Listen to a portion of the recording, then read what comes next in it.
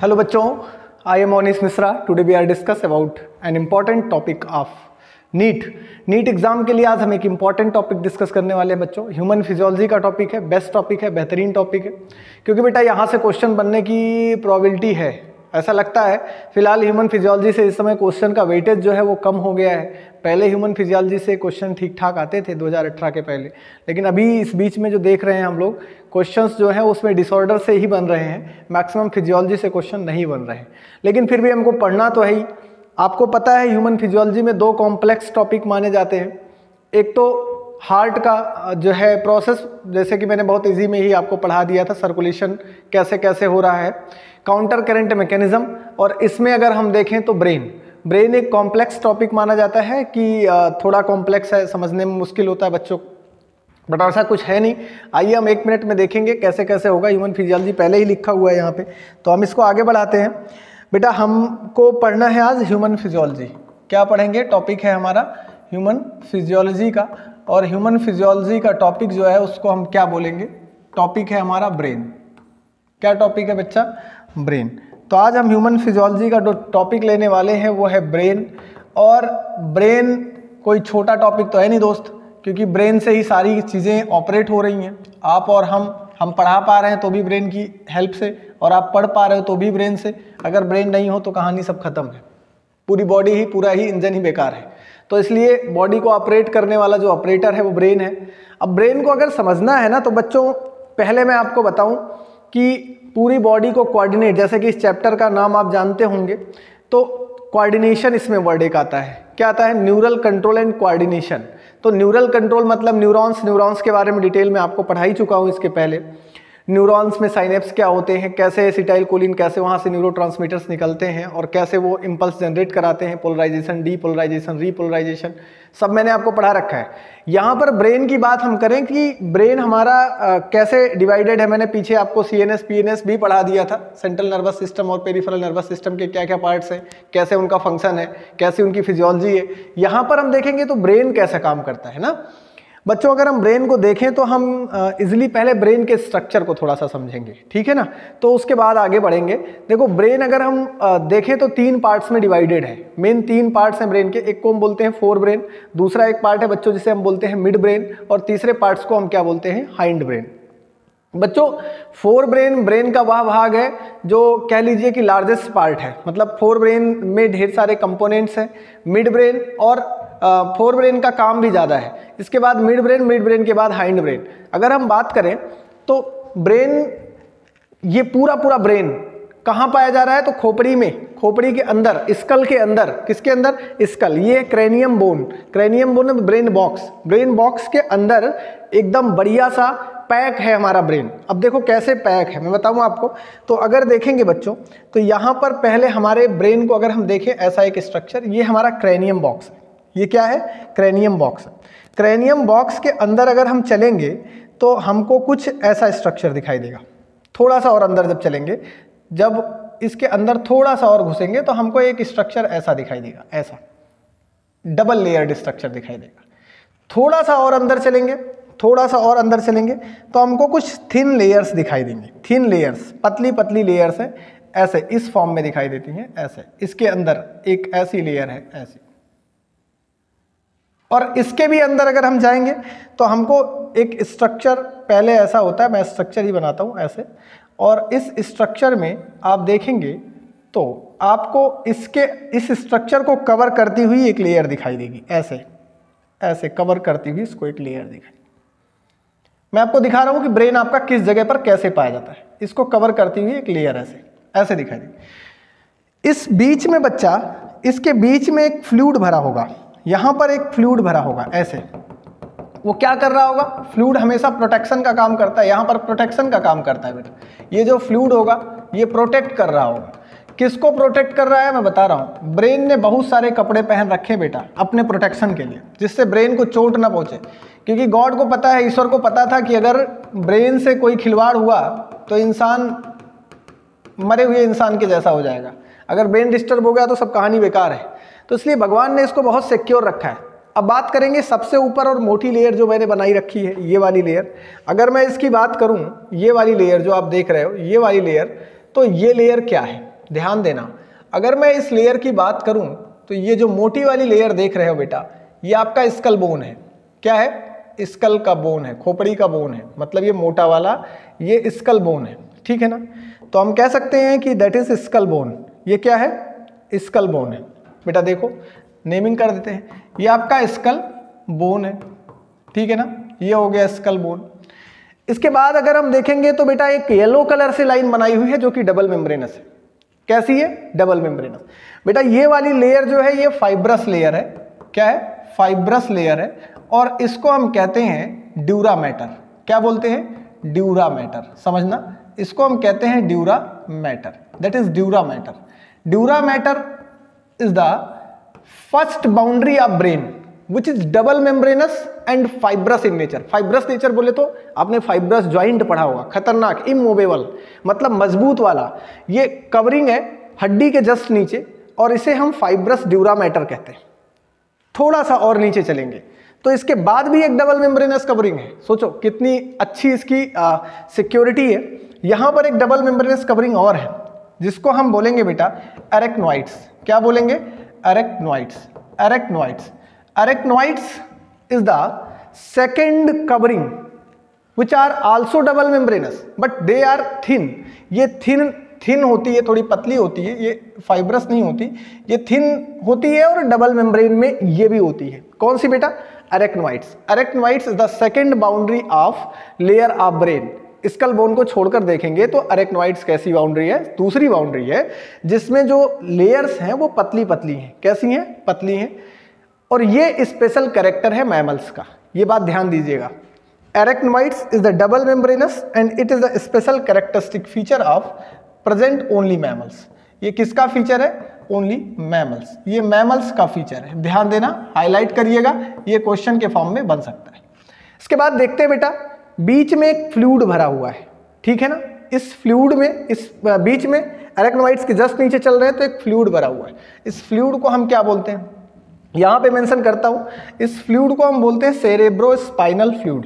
क्या बोलेंगे? Cerebro spinal fluid.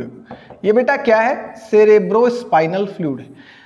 ये आल्सो प्रोटेक्शन में हेल्प करता है, ये भी प्रोटेक्शन में ही हेल्प करता है, सेरेब्रो स्पाइनल फ्लूइड। इसके बाद बेटा देखेंगे तो ये वाइट कवरिंग है, ये कवरिंग है, ये कवरिंग है। ये कवरिंग क्या है? ये बेटा एक कवरिंग है जो कि प्रोटेक्ट कर रही है, सीधा टच है सेरेब्रम से, ये मतलब टच है, अंदर वाले पार्ट से, ब्रेन से डायरेक्ट टच है। इसको क्या बोलते हैं? इसको बोलते हैं हम पिया मैटर। क्या बोलते हैं? पिया मैटर। यहां पर हम लिख देते हैं दैट इज पिया मैटर। तो आप समझ गए क्या क्या है? पिया matter, dura mater, arachnoids. Pia mater the innermost layer of brain which help to protection. Arachnoids is the middle layer which are also two layered and they are thin. It is a special characteristic feature of mammals. While as outermost boundary of brain is called dura mater which are fibrous in nature and hardest layer. तो आप समझ सकते हैं ये आपका हो गया brain का प्रोसेस। ब्रेन यहाँ पर क्या है? यहाँ पर ब्रेन आपका बचा हुआ, यहाँ पर ब्रेन प्रोटेक्टेड है, यहाँ पर है, ये अंदर वाला क्या है? ये ब्रेन है। अब क्वेश्चन कैसे इसमें जनरेट हो सकते हैं नीट में, ये समझ लेना है, ठीक है ना। क्वेश्चन पूछ सकता है कि आउटर मोस्ट प्रोटेक्टिव लेयर जो ब्रेन की है वो स्कल बोन के बाद कौन आती है, या सीक्वेंस के फॉर्म में ऐसा क्वेश्चन पूछ सकता है कि कौन पहले है, कौन बीच में है, कौन बाद में। तो आउटर मोस्ट ड्यूरा मैटर, बीच वाला arachnoids, also double membranous. Thin question पूछ सकता है थिनेस्ट मेम्ब्रेन वाला कौन सा पार्ट होता है, तो आप कह सकते हैं कि थिनेस्ट मेम्ब्रेन जो है वो हमारा क्या है? अरेक्नोइड्स है। थिक और फाइब्रस नेचर का कौन हो सकता है, तो आप आंसर बताएंगे कि इसमें थिक और फाइब्रस नेचर का जो है वो कौन है? ड्यूरा मैटर है। आपसे क्वेश्चन पूछ सकता है कि कौन सा किस किस मेम्ब्रेन के बीच में सेरेब्रो स्पाइनल फ्लूइड पाया जाता है, तो आप कहेंगे cerebro spinal fluid is present between पिया मैटर एंड अरेक्नोइड्स। इस दोनों के बीच में आपको जो देखने को मिलता है वो क्या मिलता है? यहाँ पर आपको सेरेब्रो स्पाइनल फ्लूइड भरा हुआ देखने को मिलता है। ये बेटा अब इसके अंदर ये बेचारा ब्रेन प्रोटेक्टेड है। आप समझ सकते हो इतनी चीजों, अगर धक्का लगेगा ना, पहले स्कल बोन पे चोट आएगी, फिर फाइब्रस ड्यूरा मैटर पे चोट आएगी भैया, फिर उसके बाद ड्यूरा मैटर के बाद अरेक्नोइड्स को चोट लगेगी, फिर अरेक्नोइड्स के बाद फ्लूइड में फ्लूइड में कुछ हलचल होगी, फ्लूइड के बाद फिर पिया मैटर में कुछ धक्का लगेगा, फिर उसके बाद ब्रेन को जाकर के चोट लगेगी। समझ लो ना कितना पैकिंग है भाई, कितनी अच्छी सी पैकिंग है। तो आप समझ सकते हैं ब्रेन आपका इतना अच्छा पैक्ड है कि क्या ही बोलूं, गॉड ने कितनी अच्छी पावर दी है आपको। समझो बेटा, इसी ब्रेन के बारे में, इस ब्रेन के अंदर में आप देखेंगे तो ये ब्रेन के अंदर में 3 टाइप का पार्ट दिखेगा। एक को बोलेंगे हम फोर ब्रेन, दूसरे को हम बोलते हैं मिड ब्रेन, तीसरे को हम बोलते हैं हाइंड ब्रेन। अब हम बात करते हैं क्या है। अगर हम बात करें ब्रेन की, तो ब्रेन को हम 3 पार्ट में डिवाइडेड करते हैं, 3 पार्ट में डिवाइड करते हैं। एक को हम बोलते हैं बेटा क्या, fore brain, forebrain, fore brain. दूसरा मिड ब्रेन, मिड ब्रेन। और तीसरा यहां पर हाइंड ब्रेन, हाइंड ब्रेन। समझेंगे, फोर ब्रेन, मिड ब्रेन और हाइंड ब्रेन। बेटा देखो, अब आप नाम से भी आप fore brain, fore brain, mid brain, hind brain आप नाम से ही समझ गए होंगे। फोर बोले तो सामने वाला, मिड बोले तो बीच वाला, हाइंड बोले तो पीछे वाला, ऐसा कह सकते हैं। बट इसका बीच वाला पीछे वाला से कोई मतलब है नहीं विशेष रूप से। आप इतना जानते रहेंगे, अग्र मस्तिष्क, पश्च मस्तिष्क आपने हिंदी में पढ़ रखा होगा, वो मध्य मस्तिष्क, वहां से भी आपको रिलेट कर सकते हैं। बस ये समझिएगा कि आपके ब्रेन के ये 3 पार्ट हैं, प्रमुख 3 पार्ट हैं, fore brain, mid brain, hind brain.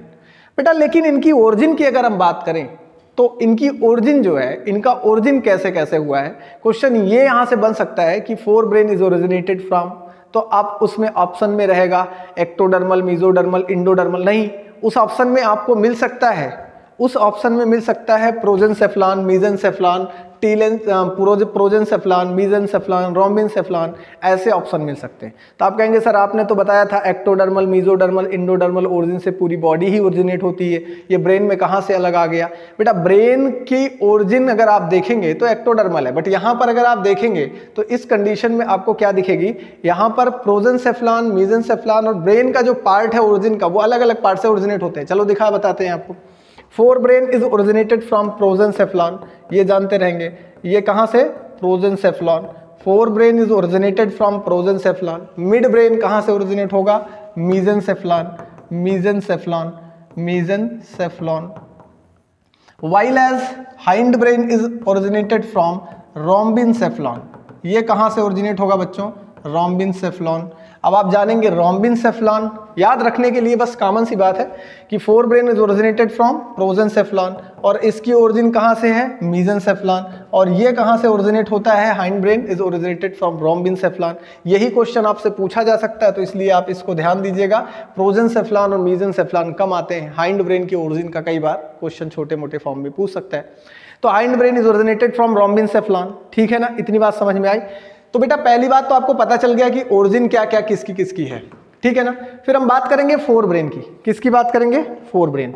अब फोर ब्रेन को अगर हम डिवाइड करेंगे तो fore brain also divisible into following parts. अब देखो यहाँ पर हम अगर फोर ब्रेन स्पेशली आपको बताएं तो फोर ब्रेन को हम ऐसे डिवाइड कर देंगे, मतलब इसमें बताएंगे कितने कितने पार्ट्स हैं फोर ब्रेन में।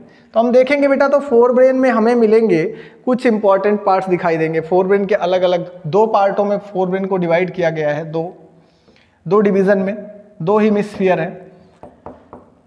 नंबर 1, जैसे कि इसमें लिखा है टीलेंसेफ्लॉन, टीलेंसेफ्लॉन, सेफ्लॉन, टीलेंसेफ्लॉन, टीलेंसेफ्लॉन एंड डायनसेफ्लॉन। दूसरा क्या है? डायनसेफ्लॉन, डायनसेफ्लॉन, टीलेंसेफ्लॉन और डायनसेफ्लॉन। बेटा देखना, टीलेंसेफ्लॉन की अगर हम बात करें तो टीलेंसेफ्लॉन हैव फॉलोइंग सब रीजन। इसके कुछ रीजन है, कुछ पार्ट्स हैं, अलग अलग पार्ट्स डिवाइडेड हैं ब्रेन के। कौन कौन से हैं?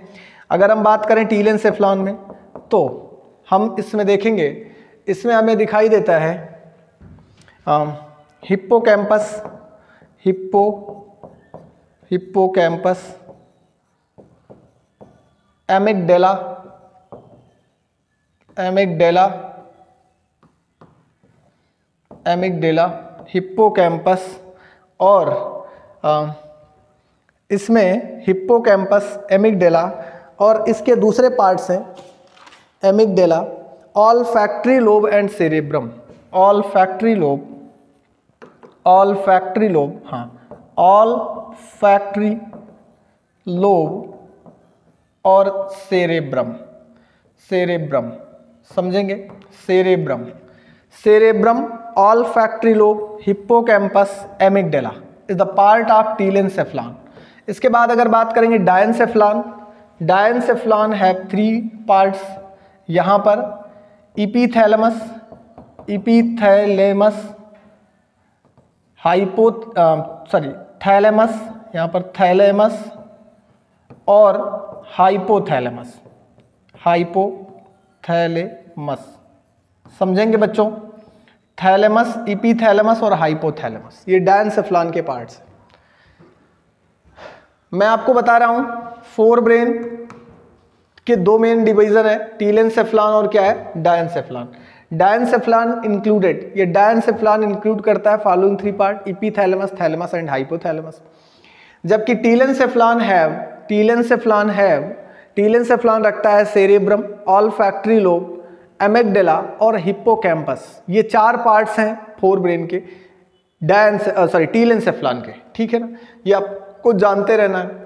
अब फोर ब्रेन में बच्चों एक क्वेश्चन आता है, इसमें सबके अलग अलग फंक्शन है, मैं अभी डिटेल में आपको पढ़ाने वाला हूँ। फोर ब्रेन से एक क्वेश्चन आता है, जरा देखो कैसा क्वेश्चन बनता है।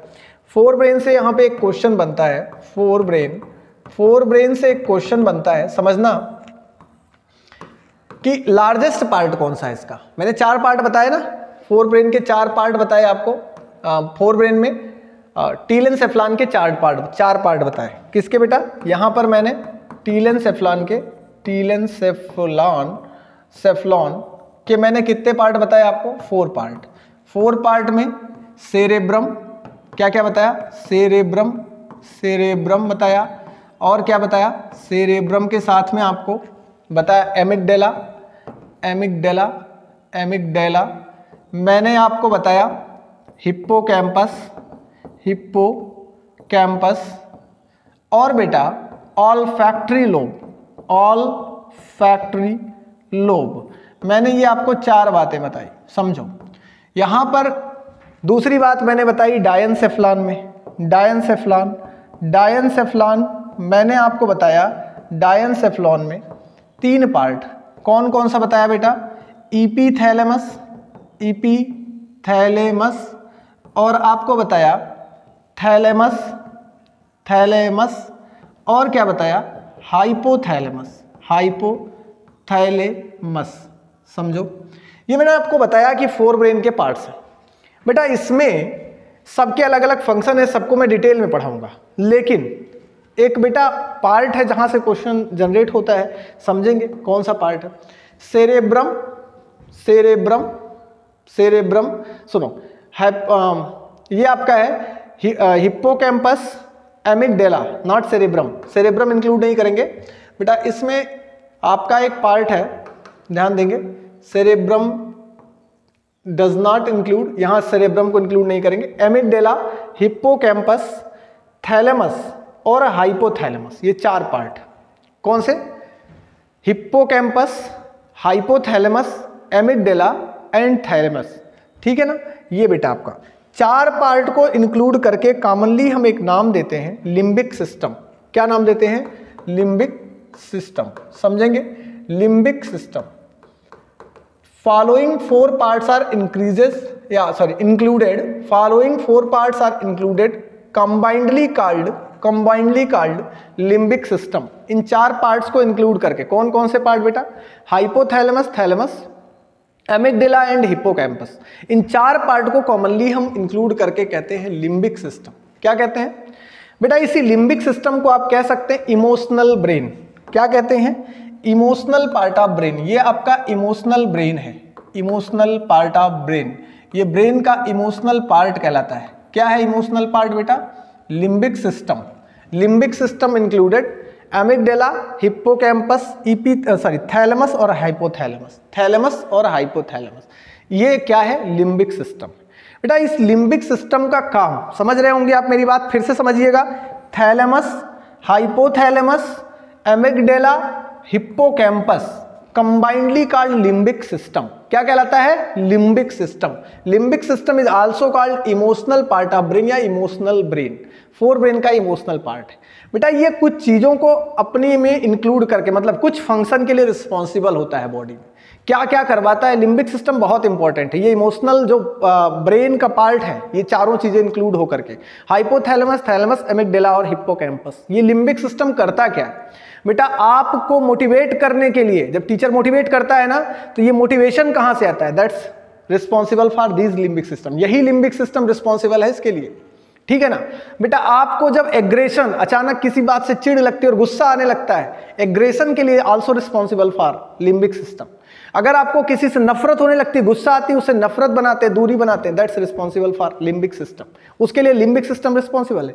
अगर आपको किसी पे प्यार आता है, that's also responsible for limbic system.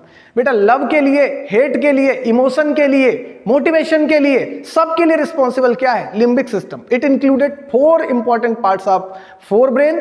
कौन कौन से 4 पार्ट हैं बेटा? हाइपोथैलेमस, थैलेमस, एमिगडेला और हिप्पोकैम्पस। याद रखना, ये क्वेश्चन बन सकता है, लिम्बिक सिस्टम का क्वेश्चन आ सकता है कि फोर ब्रेन के कौन कौन से पार्ट लिम्बिक सिस्टम को इंक्लूड करते हैं। तो आप जानते रहेंगे, इसको गलत नहीं करेंगे, ठीक है।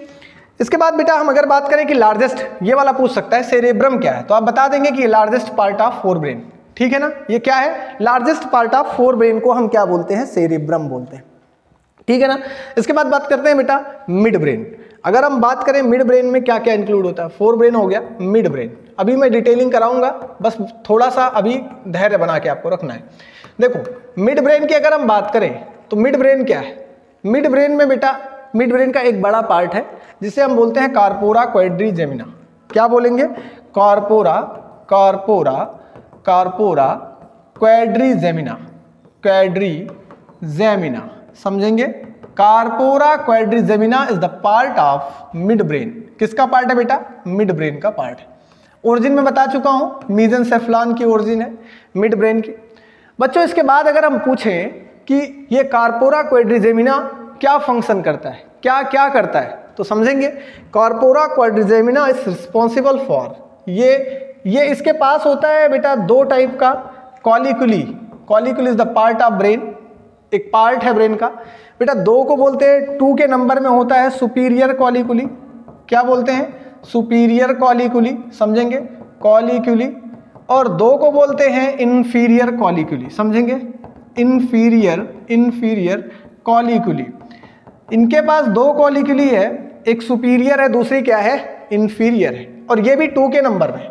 Corpora quadrigemina is the part of midbrain which have 2 superior colliculi and 2 inferior colliculi।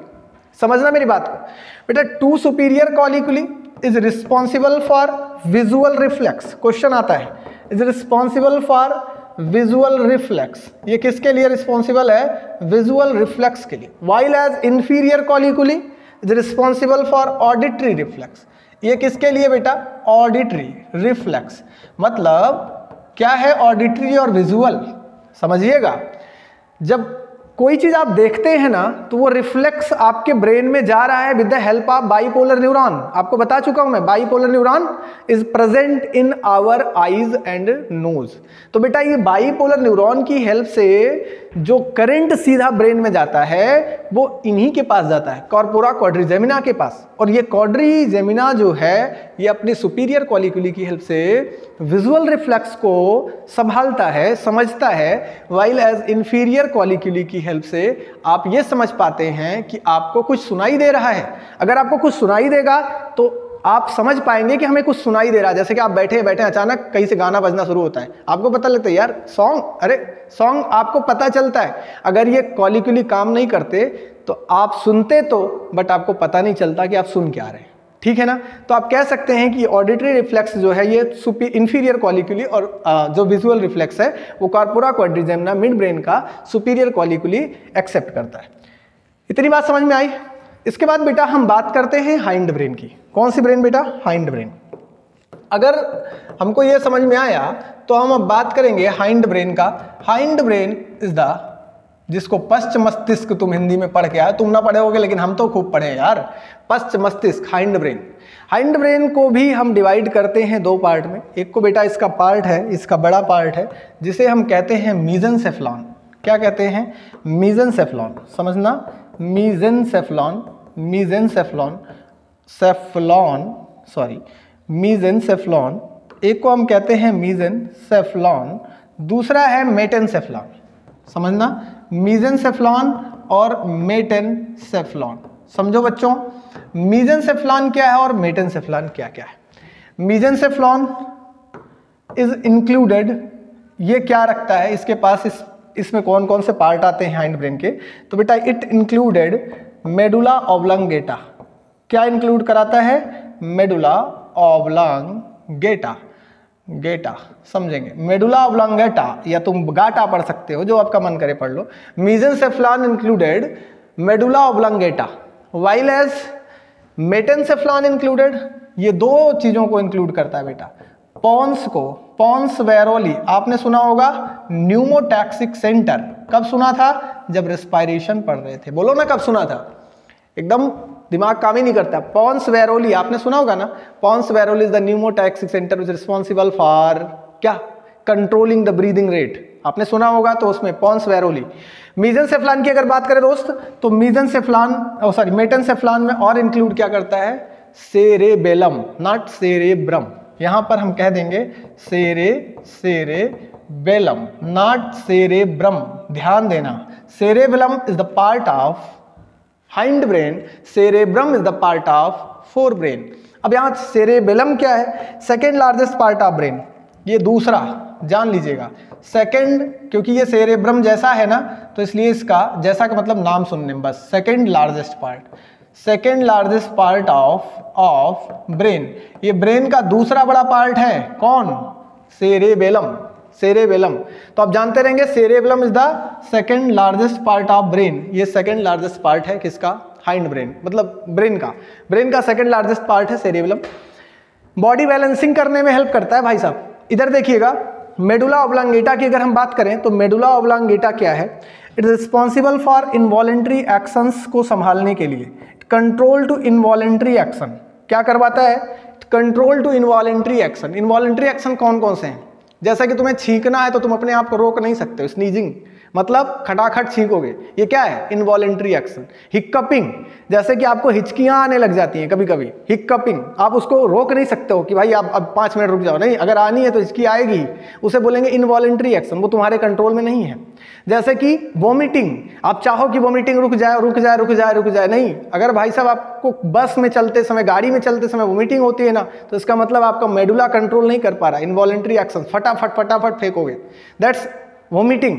Sneezing, coughing, छींक आना, खांसी आना, और खांसी छींक के साथ हिचकियां आना, वोमिटिंग होना, दैट्स कंट्रोलिंग ऑफ मेडुला। ये सब इनवॉलेंट्री एक्शंस को कंट्रोल करने का काम कौन करता है? मेडुला। तो हम यहां लिख सकते हैं responsible for sneezing, coughing, sneezing, coughing, इसमें हम इंक्लूड कर सकते हैं। और क्या? हिक्कपिंग, और इसमें हम इंक्लूड कर सकते हैं कफिंग, हिक्कपिंग, स्नीजिंग, और इसमें वोमिटिंग भी इंक्लूड कर सकते हैं। ये सब क्या है? मेडुला से नियंत्रित होते हैं। पॉन्स वेरोली क्या है? ये रेस्पिरेटरी रिदम सेंटर के फॉर्म में जाना जाता है, आपको पहले ही बता चुका हूं। ये रेस्पिरेशन की रेट को कंट्रोल करता है, नियंत्रित करता है। सेरेबेलम इज रिस्पॉन्सिबल फॉर क्या? Balancing of body organs. ये अपने बॉडी के ऑर्गन्स को बैलेंसिंग ऑफ बॉडी ऑर्गन्स। ये बॉडी ऑर्गन्स को दोस्त क्या करता है? बैलेंस करने में हेल्प करता है। बॉडी ऑर्गन्स को दोस्त बैलेंस करवाता है। तो हाइंड ब्रेन आप समझ गए होंगे, मीजेंसेफ्लॉन, मेटेनसेफ्लॉन, ये सभी चीजें आपको समझ में आ गई होंगी। अगर आ रही हैं तो आप बेहतरीन अंदाज में इसको समझ रहे हैं। मेडुला ऑब्लांगेटा का काम है इनवॉलेंट्री एक्शंस को कंट्रोल करना, इसका काम है रेस्पिरेटरी रिदम सेंटर्स के फॉर्म में ब्रीदिंग रेट को नियंत्रित करना, इसका काम है बॉडी को नियंत्रित करना, बॉडी ऑर्गन्स को नियंत्रित करना। 1 मिनट में देखता हूं, हाँ क्लियर है चीजें। थोड़ा सा और आगे बढ़ते हैं हम, ठीक है ना, फोर ब्रेन की तरफ बढ़ते हैं, ठीक है, अगर आपको इतना क्लियर है तो हम फोर ब्रेन की तरफ बढ़ लेते हैं, थोड़ा सा समझो। फोर ब्रेन को अगर बच्चों अगर हम डिटेल में पढ़ें तो फोर ब्रेन के पास हमको क्या दिखाई देगा कि forebrain have some hemispheres. Forebrain हम देखेंगे तो हमारा फोर ब्रेन जो है वो कुछ इस तरह से डिवाइडेड है, ऐसा डिवाइडेड है दोस्त,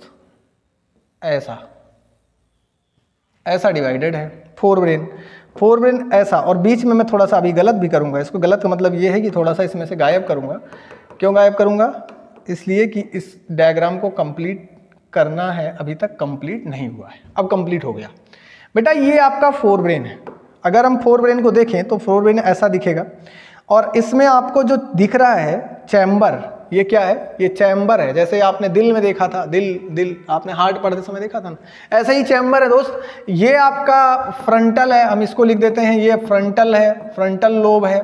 और ये आपका पैराइटल है ना, ये आपका पैराइटल है, हाँ ठीक है, ये पैराइटल है, ये पैराइटल लोब है। इधर हम लिख देते हैं ये आपका टेम्पोरल लोब है, टेम्पोरल है। और ये दोस्त ये आपका ऑसिपिटल है। कैसा है? ऑसिपिटल लोब, ये ऑसिपिटल है। समझ पा रहे हो? फ्रंटल, पैराइटल, टेम्पोरल, ऑसिपिटल, ठीक है ना। बीच बीच में इन लोब को डिवीजन देने के लिए पाए जाते हैं कुछ ऐसे कट, ऐसे बीच बीच में कट पाए जाते हैं, और इन कट को बोलते हैं बेटा फिशर। क्या बोलते हैं? फिशर। इन कट्स को बोलते हैं फिशर, समझेंगे? फिशर। क्योंकि बेटा ये जो फिशर है, यहां पाया जा रहा है, यहां पाया जा रहा है, यहां पर पाया जा रहा है, 3 जगह पर फिशर पाए जा रहे हैं। कहां पर? 3 स्थान पर फिशर है इसमें। हेलो काकू, बंद करना है क्या इसको? लॉक करना है क्या? हाँ ठीक, हाँ ठीक है, हाँ ठीक। हाँ तो बच्चों देखो, ध्यान दो, फिशर का मतलब ये है कट। यहां पर क्या लगा है? कट लगा है। यहां पर क्या लगा है? कट लगा है, समझना। और यहां पर भी कट लगा है, दैट इज फिशर। ये भी क्या है? फिशर है। आपको क्या दिख रहा है? 3 फिशर दिख रहे हैं, मतलब 3 कट दिख रहे हैं। यहां भी क्या दिख रहा है? फिशर। लेकिन दोस्त इनके नाम देखो, biology is dependent on terminology यार, biology is dependent on terminology and some concept, बस सम कॉन्सेप्ट, कुछ कॉन्सेप्ट और टर्मिनोलॉजी। अगर इसकी भाषा समझ गए ना तो बायोलॉजी आपका एकदम घोल के पी गए, और भाषा नहीं समझ पाई तो बायोलॉजी नहीं आई। तो इसलिए biology is dependent on terminology. यहां पर क्या देख रहा है दोस्त? फिशर। यहां पर क्या देख रहे हो? फिशर बोले तो कटिंग। यहां पर क्या देख रहे हो? कटिंग। अगर 3 जगह पर कटिंग है बट नाम अलग अलग है दोस्त। यहां पर बीच से कट मार रहा है, दैट सेंट्रल फिशर। इसको क्या बोलेंगे हम? Central fissure. यहां पर हम लिखते हैं सेंट्रल फिशर। ये क्या है? सेंट्रल फिशर, मतलब क्योंकि ये बीच से कटा है। बेटा यहां पर पैराइटल और ऑसिपिटल के बीच में कट मार रहा है, तो इसका नाम है पैराइटो ऑसिपिटल। पैराइटो ऑसिपिटल। क्या नाम है इसका? पैराइटो ऑसिपिटल, समझेंगे? Parieto occipital fissure. कहां? क्योंकि पैराइटल और ऑसिपिटल के बीच का कट, पैराइटो ऑसिपिटल। यहां पर फ्रंटल और टेम्पोरल के बीच में है, तो फ्रंटो टेम्पोरल नहीं बोलते हैं, ध्यान देना, इसको फ्रंटो टेम्पोरल नहीं बोलते हैं। क्यों नहीं बोलते हैं? क्योंकि ये लेटरल फिशर है, बगल का है, तो इसलिए इसको लेटरल वो भी है बट उसके लिए यूज करते हैं पैराइटो ऑसिपिटल, बट इसके लिए फ्रंटो टेम्पोरल नहीं। यहां पर हम लिखते हैं लेटरल फिशर। क्या लिखते हैं? Lateral fissure. तो समझ गए होंगे आप, lateral fissure, parieto occipital fissure, आप समझ गए होंगे बीच वाला सेंट्रल फिशर। समझ गए ना? फिशर बोले तो कट, ये 3 कट लग रहे हैं और ये 4 पार्ट दिखाई दे रहे हैं। और ये फोर ब्रेन का क्या है जो पार्ट आप देख रहे हो? That is cerebrum. ये क्या देख रहे हो? सेरेब्रम। आप समझेंगे ये 4 पार्ट आपको दिखाई दे रहे हैं, और इसमें आप जो है फंक्शन ऑफ लोब जो देख रहे हैं, इनमें आपको 4 पार्ट दिखाई दे रहे हैं। और ये 4 पार्ट किसके हैं? फोर ब्रेन के, सेरेब्रम के। किसके हैं दोस्त? ये सेरेब्रम के। यहां पर मैं लिख देता हूं सेरेब्रम, नहीं तुम कहोगे सर पता नहीं क्या क्या आप लिख दिए, समझ ही नहीं आया। ये सेरेब्रम है दोस्त, सेरेब्रम है। सेरेब्रम का 4 पार्ट आपको दिखाई दे रहा है, फोर ब्रेन के सेरेब्रम का, फ्रंटल, पैराइटल, टेम्पोरल और ऑसिपिटल। ये 4 लोब हैं। बेटा ये 4 लोब ही नहीं है, इनका काम भी बहुत अच्छा है। देखो आपको रटना नहीं पड़ेगा, एक भी वर्ड नहीं रटना पड़ेगा, मैं प्रॉमिस करता हूं आपसे, आपको सब कुछ रटा दूंगा, सिखा दूंगा, आपके दिमाग में फिट कर दूंगा। आप समझो इसको। ऑसिपिटल की अगर बात करें तो बेटा ये ऑप्टिक या विजुअल रिफ्लेक्स के लिए जाना जाता है। ठीक है ना। ऑप्टिक रिफ्लेक्स कहते हैं इसको, या विजुअल रिफ्लेक्स के लिए जानते हैं। ऑसिपिटल, आपने सुना होगा ऑसिपिटल लोब, तो ये रिफ्लेक्स ऑप्टिकल रिफ्लेक्स, या आप कह सकते हैं ये ऑप्टिक रिफ्लेक्स के लिए जाना जाता है। मतलब ये जो लोब है इसे हम ऑसिपिटल लोब को बोलते हैं। ये ऑसिपिटल लोब जो है ये ऑप्टिक विजुअल रिफ्लेक्स के लिए जाना रिस्पॉन्सिबल है, विजुअल रिफ्लेक्स या ऑप्टिक रिफ्लेक्स के लिए, मतलब ये ऑसिपिटल लोब। टेम्पोरल किसके लिए है, ध्यान देंगे, टेम्पोरल लोब किसके लिए रिस्पॉन्सिबल है, रिस्पॉन्सिबल फॉर ऑप्टिक एक्टिविटी। ये लिखा है ना विजुअल एक्टिविटी, या इसको हम कह सकते हैं optic activity, optic activity, optic activity, समझेंगे। ये ऑप्टिक एक्टिविटी या विजुअल एक्टिविटी के लिए रिस्पॉन्सिबल है। बेटा टेम्पोरल, देखो रटना नहीं है, समझना है। टेम्पोरल का मतलब होता है टिम्पैनम, आपने सुना होगा टिम्पैनम। टिम्पैनम बोले तो कान, सुना है ना, आपको बोन पढ़ा रहा था स्केलेटल सिस्टम, टिम्पैनम आपको पढ़ा रहा था। Frontal, parietal, temporal, occipital, ethmoid, sphenoid, याद होगा जब बोन पढ़ा रहा था स्केलेटल सिस्टम, बस वही वाला अप्लाई कर दो केस यहाँ पे।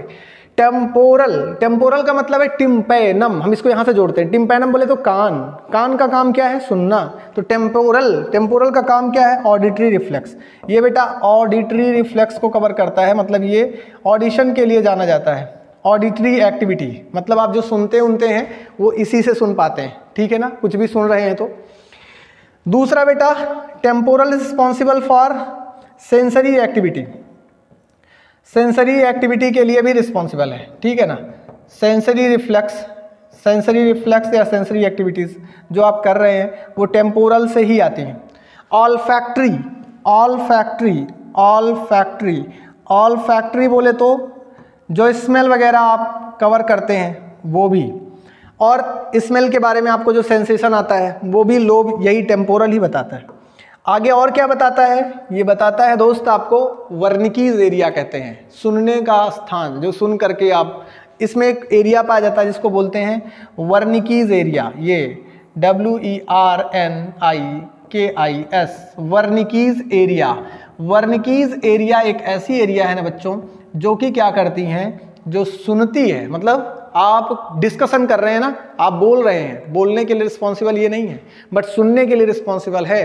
तो इसे ऑडिटरी सेंसरी एक्टिविटीज़ और इसमें ऑल्फैक्टरी एक्टिविटीज़, वर्निकीज एरिया, ये सब टेम्पोरल के पार्ट है। सबसे इंपॉर्टेंट पार्ट जो है ना वो आपका है फ्रंटल। क्वेश्चन इससे आ सकता है, आपको मैं बताऊं तो ध्यान से इसको सुनना। क्वेश्चन यहाँ से कैसे आते हैं, पूछा जाता है कि कौन सा पार्ट है जो मेमोरी के लिए, रीजनिंग के लिए, स्पीकिंग के लिए, और रीजनिंग, स्पीकिंग, लिसनिंग के लिए, सॉरी लिसनिंग नहीं, लर्निंग के लिए रिस्पॉन्सिबल है। तो आप जानेंगे फ्रंटल, ये बेटा रिस्पॉन्सिबल फॉर लर्निंग। ये किसके लिए रिस्पॉन्सिबल है, लर्निंग। आप जो अभी सीख रहे हो ना with the help of frontal, learning कर सकते हैं आप इससे। और क्या कर सकते हैं आप, इसकी हेल्प से मेमोरी, आपकी याददाश्त जो है वो कैसे है, मेमोरी, इसके लिए भी रिस्पॉन्सिबल है। आप लर्निंग कर सकते हैं, मेमोरी, कुछ सुन सकते हैं, और स्पीच, बोलने के लिए भी यही एरिया। मैं बोल रहा हूँ ना तो मेरा इस समय फ्रंटल एक्टिव है, इस समय मेरा फ्रंटल एक्टिव है। तुम सुन रहे हो तो तुम्हारा इस समय टेम्पोरल एक्टिव है, क्योंकि ऑडिटरी रिफ्लेक्सेस जो जा रहे हैं उसको तुम कवर कर रहे हो।